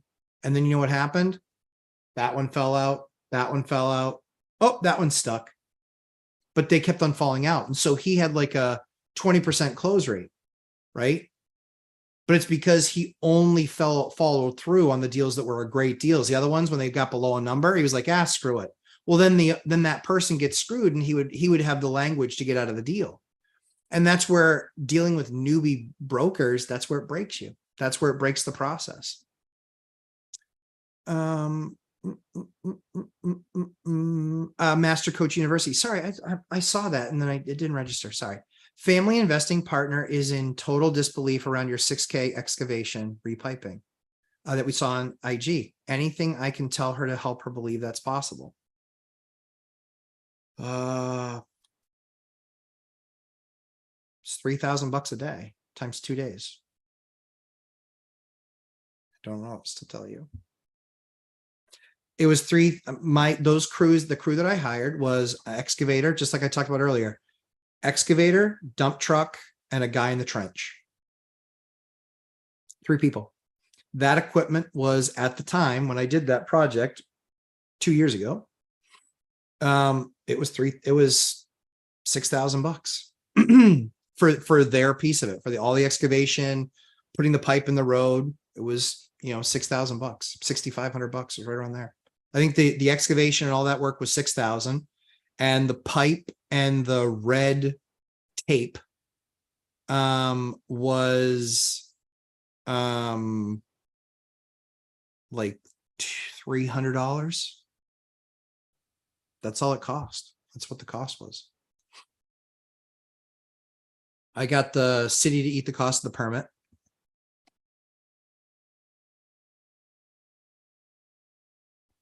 I'm going to sneeze again, I can tell. But I got the city to eat the cost of the permit. That's what it cost. I don't know what to tell you. Could have been 28 grand, but it was 6. Because I also know how to have a conversation with contractors, He's like, well, it could take 3 days. I was like, I know it could take 3 days, but what I'm counting on is it's going to only take 2. I was like, I need you to get this done in 2. He's like, okay. Didn't take nearly as long. When you bring the right equipment, like they brought the right equipment. They brought a bucket that's 4 feet across. So they got through the road very, very quickly. They saved the tar, right? Because they basically bring that and get that heated up and brought it somewhere and then heated up. But then you just bring it. It was not that much tar on top of what they put in, for the base and stuff. Most of the dirt that you have is right there. It just gets put back into the ground. The only reason the dump truck is there is because sometimes you need to put it in the dump truck so they can move it off to another place, like further away from the job. And then they go and they pick up, the crushed stone and some things like that you need to drop back in. So yeah. But yeah, that's how possible it is. Have them watch my content. Have them take my course. They'll believe. Ask any of the people that are taking the course. I back everything up with this is exactly how I did the project. Joshua Melby, if you own a mixed use building, commercial on the first, residential on the second, I do own one of those. I do actually own 4 of them. Would you own it differently, i.e. LLC versus personal names or other would be owned by just me or my Woods wife? My Woods wife. I don't know what that means. Woods wife. Did you correct it? Ah, crap. You didn't correct it. I own all of my properties in my trust. That's how I own them. So not special. I don't own any of my buildings in an LLC. Nope. Thanks, MCU. Thanks, Hyder. SK, to increase rent on Section 8 property, do I need to present proof of current rents in the area to housing authority and negotiate the best rent? Or is it a number they just say and I accept? So you can have, that's where you can have the conversation with them. I will call, like I said, I've called my housing authority and I've said, hey, just want to let you know, I'm going up to, I saw FMR was published, or I saw that, their rents are $3,000 and the current rate's $4,000. Wanted to make sure that you knew that I was going to raise it to that. And then they'll likely tell you, well, that includes all utilities. And so you need to account for that and blah, blah, blah. That's why you have a conversation. But then when you have that conversation, when they talk about, oh, it's utilities, it's this, it's that, say, okay, well, I'd like it. I still want to keep the unit in the program. My idea is not to try and take the unit out of the program. What I really need to make sure is that I'm getting the market for the asset, I'm getting the market for the unit, because everything else has gotten more expensive. I do say that because it's true. Everything else has gotten more expensive. My plow bill went up 30% in the last 2 years. My landscaping bill went up 34% in the last 2 years. Like, stuff goes up. And so, yeah, I focus on that. Hey, Jerneil, I was just teaching about you. I was literally just talking about you, Jerneil. I forget what we were talking. Oh, we were talking about the thermostats, that you can set those thermostats, the Honeywells that you were talking about. Yeah. I was just mentioning you, Janelle. So good to have you here. I'll get to your question in just a second. All-night hider. Good call. HOA Prez reputation is form of currency. Totally is. Let's see. I had someone offer 100K on a property which had multiple offers for 500K. Solution: don't offer 100K. Yeah, like, of course. Look at my Instagram. If you guys aren't following me on Instagram, you're missing out. I post something there almost every day of something stupid somebody does. Post there almost every day. And I'm an 80s, 90s kid, so I listen to good music. And so there's a lot of good music on there. But yeah, see it all the time. All the time. All the time. So I totally agree. When we talk about offers, right? Offering 100 on a 500, you're rolling the dice that I won't hit you. That's not a good bet most days. It's just stupid. But if somebody offers me 400 on 500, but I got offered, literally, look at my Instagram, I got offered 690, and the guy acted like he was giving me a gift on $1 million property. If I put that on the market today, I put it on for 1099. 1.099 is what I put that, and he offered 690. He's like, well, that's the number. No, it's not. Well, based on rents, you didn't even ask me what the rents were. Watch the back and forth. That's and he's like, well, we own 400 units. Good. I'll be buying some of them, because if you buy like this, I'll be buying some of yours, because you're not very good at what you do. If you are trying to give me a number, you don't know what the income is. You don't know anything about the building. Come on, man. You wasting my time. Wasting my time. So yes, I agree with you, HOA Press. Yeah, you gotta, it's absurd offer. Like, come on. Yeah, that's just ridiculous. Yeah, I would embarrass that person and say, listen, you're wasting people's time. MJ, I wish I can continue this conversation, but have to get back to, oh shit, I'm a landlord course. Nice. I watched the rerun on this YouTube video. LOL, enjoy your Sunday. Get to it, MJ. I love it. Keep on the good work, my man. Keep it up. Wealth building journey. Banks need the more expensive debt, yep, as an asset to cover the interest on the loaned money they receive from the Fed. That's right. They'll find creative ways to get out of assets that don't make sense for them. And so, Chester, that speaks to, and I think that's why you said it, that speaks exactly to my point where I think that the due on clause sale or due on sale clause, I think that's going to become a thing. I really do think that's going to become a thing, because in the past, that was something that was done by so few people and not really that many. And it really hasn't been a thing for decades upon decades, right? But now it's all over YouTube. It's all over the media. Tons of people with books. You know, Pace isn't just it's a real estate star, right? He's a business star. He's everywhere. He's everywhere. Even Grant Cardone isn't just a real estate star. He's a business star, right? The press sees them. They come up in everybody's feed. This is why I think that that strategy is more at risk than it's ever been. That's my feeling.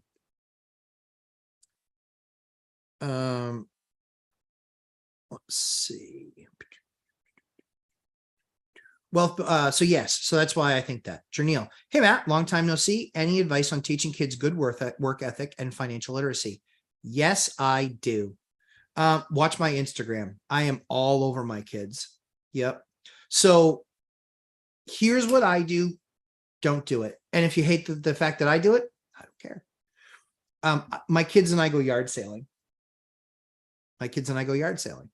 Right now, we do it very much regularly. We do it every Saturday. In the summertime, we do it every Saturday because I want to teach them. Here are literally the first 3 rules of yard sailing. 1, don't touch anything. I want to teach them self-control. Just because you see something you like it doesn't mean you can touch it because it's not yours. Number 2, I let them know, hey, value of $1. We talk about the value of $1. Hey, that is $5. That is way too expensive for that. My son says things are too expensive. And he also will look at something and say, Dad, this is $1. And when we've seen it in the store, it was $7 or $10. And I'll say, you know what? Absolutely. That's something we can get. So most of my kids' toys, most of them, we have an absurd amount of toys for our kids, but they've learned in the purchase of every single one of them that we buy for value, that we buy value, you know, and that we value the things that we have. So the first thing is don't touch anything. The second thing is value of $1. And the third thing is we don't buy it just because it's a good deal, but we will buy it if we need it and it's a good deal.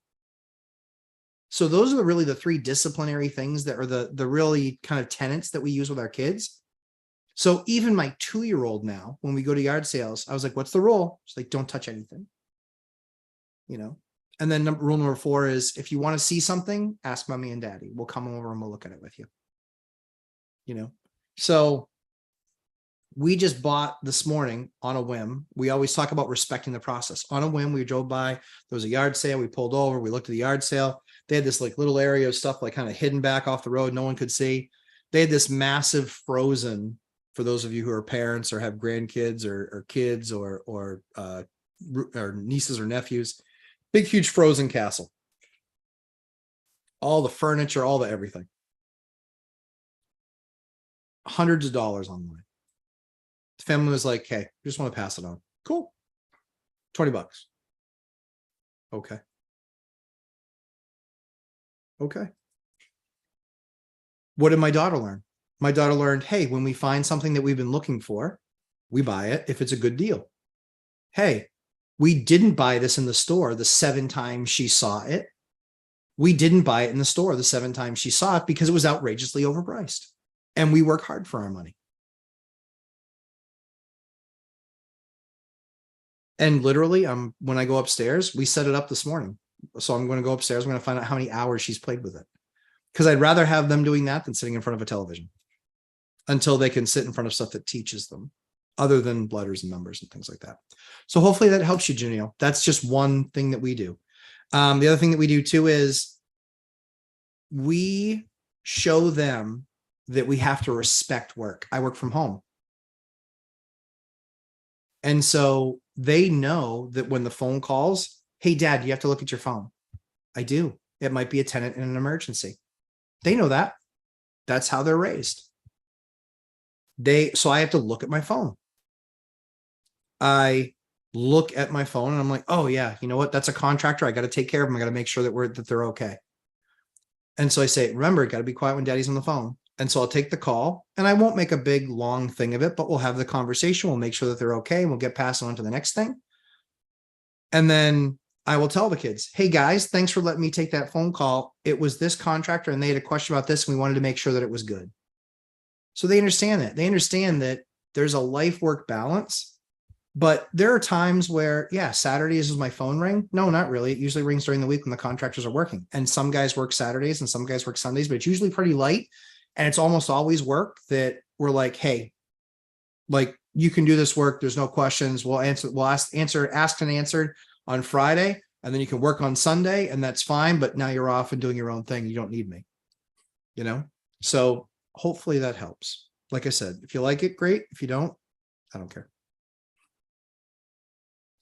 Yes, you can set the maximum on the Honeywell T-stats to avoid tenants maxing out the system. Yes, sir. That is advice from Janelle for Laura. I changed it back since it was harder for most people to pronounce. Nice. Hey, Marco Shero, financial fighter, good to have you. Julie Anderson, how do you find your lawyer for your trust?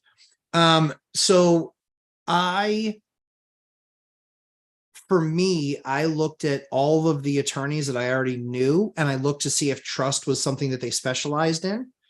And then the other thing that I did too was I talked to the different people because I wanted to find a real estate attorney that also did trusts. So that's what I found. My attorney for my trust, she was a real estate attorney and she did trust work. So because she could do both, I want her to understand she knows trust-wise how to build everything out. But because she's a real estate attorney, she has that much more expertise in the domain that I'm most focused on. So that's how I found him, through my legal network. And then if you have other investors that you know are of size, or want to set up a trust, that's what I do. It's got to be reputational for me, and experience. Experientially, she is a real estate attorney and a trust attorney. She does them both. She does one or two other things, but those are her two big specialties, and she knocked it out of the park. She was awesome to work with. Invest to wealth. With your properties under the trust, what is the process on getting a loan? Normal, no different. Do you get the loan under your name first and then convert it? Nope. I get the loan in the trust. Good to see you, Janelle, my friend. Yes. Some Section 8 PHA are real good and some are real bad. True story. Only work with the real good. Absolutely. So HOA Pres is exactly right. You start with one unit with a housing authority, one, and you see how they handle that tenant. You see how they handle you. You see how they handle reinspection. You see how they handle rent increases. You need to experience that. Do not be like, I'm going to get all units to Section 8 because the number's so good. No. Try one for a year through the research process and see how it goes. Because I got stuck in a bad HA and it sucked. Rick Novotny. Hey, Rick. Missed most of this stream. That's okay. I'll let it slide, but I'll rewatch it. Good to have you. Just joined Zuber's group. Good to have you. Looking to expand from 22 units, possibly through a 1031. Love that. That's fantastic. Yep. Yeah, I've got 137 units. And so we kind of did all those steps of expansion. In fact, in the course right now, we've got guys with as few as 0 units and as many as, I think 29 is the peak in this one. I think 29 is the peak. So yep, we love those new investors out there that are just trying to learn and take that next step, going from kind of good to great and great to elite. We kind of help you through those last 2 steps. Follow-up question from SK. What happens when due on sale clause is triggered by a lender? Game on. Is seller who did the wrap for buyer responsible to pay off the loan, or is buyer liable to pay it off and get a new loan? So that due on sale clause means that they call the mortgage. Yep. Yep. So that means anything that you put into it could be gone. Or I don't know, somebody else throw something in there because I'm not sure. I think it reads differently. I think it reads differently.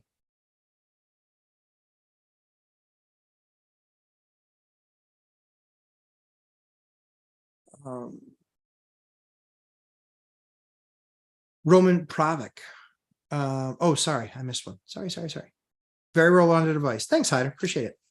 We'll see. My kids are 5, 4, 2, and on the way. So we'll see in 10 years how well I did.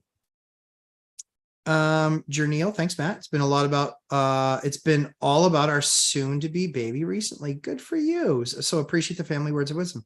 Dude, you're on the right track. You are on the right track. They need to see dad and mom doing. Doers come from doers. That's why so many people on these programs are generational, because they just learned how to be a piker from their parents.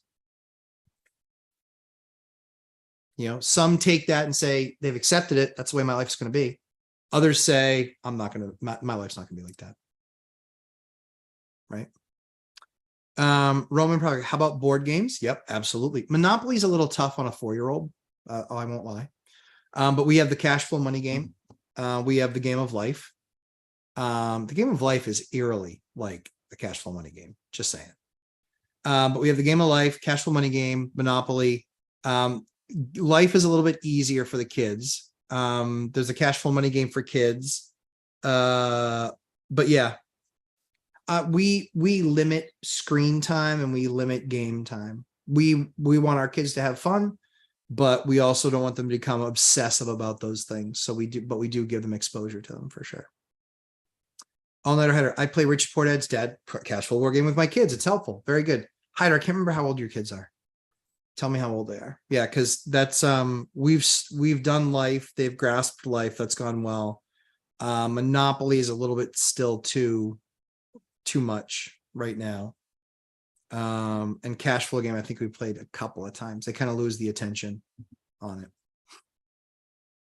I'm a workman. I really like when Ben Mala told Grant Cardone about people getting into real estate for the first time. He told them to get into anything that works for them. They do not need their first deal to be a 10-door or bigger. Totally agree. Grant Cardone seems to want people to go big their first time out. Yeah. Because he thinks it's all the same, you know. Me personally, I would, I would rather go small and learn just some of the nuances. The other thing too is commercial real estate. It's kind of like poker. If you don't know if you don't know who the dumbest guy at the table is, you're it. Residential is a lot easier to learn from the perspective that commercial is by far more daunting. I've done plenty of commercial stuff, but when you're in those deals and having those conversations, when you're new, you are likely far behind the curve. In residential, you're usually not. Yeah. 11 and 15. They like to add and a half. Haha. Yeah. Yes. Sure. But yeah, so 11 and 15. Yeah. So that them playing that game, they will understand the concepts of money far better than, 80% or at least 69% of America that live on paycheck to paycheck. Last question. SK, how do you manage the stress constantly from managing multiple properties, their issues in rehab 24/7 while doing a full-time W-2 job? How do I manage the stress? I think I